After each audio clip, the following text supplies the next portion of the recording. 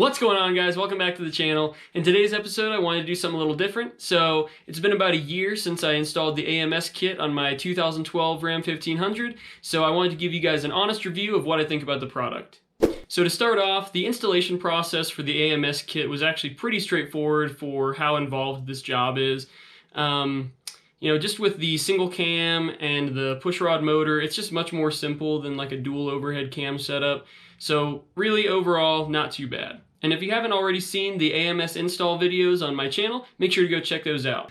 So after starting up the truck, you're gonna have some ticking immediately. Basically what has to happen is those lifters need to get filled up with oil, and that's how they're going to make full contact with the cam. And so immediately when you start the truck, you're gonna think, oh crap, what did I do wrong? Something's blowing up. But that's normal, don't worry about that. Just run the truck for 15 minutes, 30 minutes, somewhere around there, and over time those air pockets will work their way out of the lifters and things should quiet down a bit. I ended up changing my oil after about 300 miles after the rebuild. I did this just that way I could clean out the debris from the oil passages and any leftover junk that was in there that isn't supposed to be in the motor. And of course, after changing your lifter and your cam, during that first oil change, you're going to notice a little bit of sparkle and glitter in the oil. Don't worry, that's normal.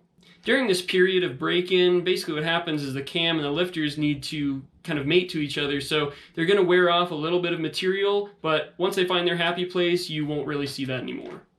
Overall, since rebuilding the motor with the AMS kit, I haven't had any issues. And just to prove to you guys that I'm not lying, check out this clip.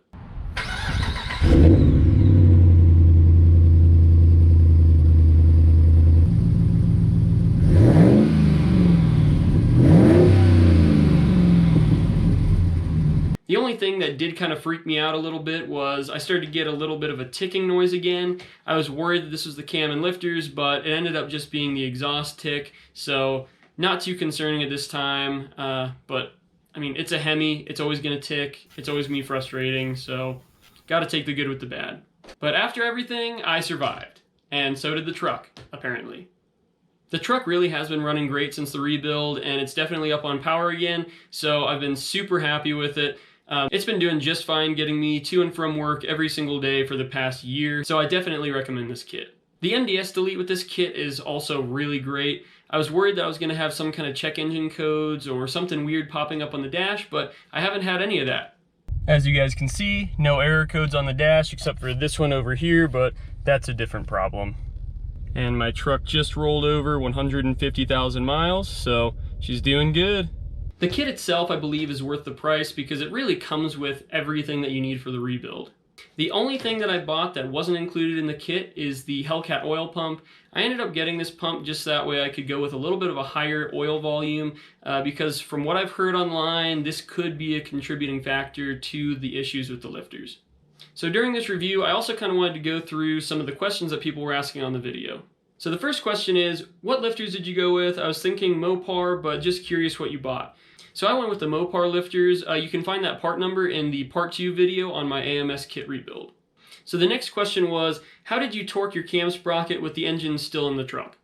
What I did was I had my friend put a pry bar against the sprocket and kind of push against the motor, so that way when I was torquing it, it kind of gave enough resistance I was able to get the torque value necessary. So the next question is, so the problem is the valve was not opening, right?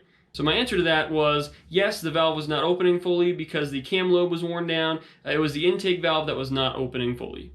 The next question was, what were the symptoms up to when it failed? So the symptoms that I had with my truck is obviously the tapping and ticking sound, and basically when I full throttle around probably 5,000 RPMs, I started getting a flashing check engine light. At first I thought this was because of spark plugs or coil packs, so I changed those out and that wasn't the issue. So that happens because when the valve isn't opening fully, you're going to get a misfire, and so that makes your truck throw the code, and it kind of falls flat on its face after like 5,000 RPMs. So this one says, what was your secret for getting the bolt back in the oil pump? I'm not gonna lie to you guys, I did not do this the correct way. So what I did was I took out the front bolts on the oil pan and I pushed down the oil pan just enough so that way I could get a wrench in on that bolt for the oil pump. And again, this is not the correct procedure, so do this at your own risk. Doing this, there's a huge risk that you're going to drop your bolt in the oil pan. But by taking this risk, it also means that you probably won't have to drop the front subframe. So for me, when I was getting the bolt back in, I used a magnet and I kind of used my fingers to just get it started, and then from there I was able to finish it with a wrench. So this one says, to delete the MDS system, is it a matter of simply installing the plugs in the holes in the block, or do you need to do some kind of configuration to the PCM of the truck? So yes, you are going to have to do the MDS delete on your PCM, but luckily with the MDS kit, it comes with everything you need to do that. So this one says, what brush head did you use to clean the heads? So I used a 3M Scotch-Brite Rolock bristle disc. These things are great for getting off like gasket material or silicone or anything that you don't want on your heads. So mine, I think I bought at O'Reilly's. You might have to do a little bit of searching for it, but it is so worth it when you have the right tool. So finally, this one says, did you get any error codes afterwards? So no, I didn't actually get any error codes, luckily. That was one of my big concerns when I was deleting the MDS, but again, I've had no problems with it.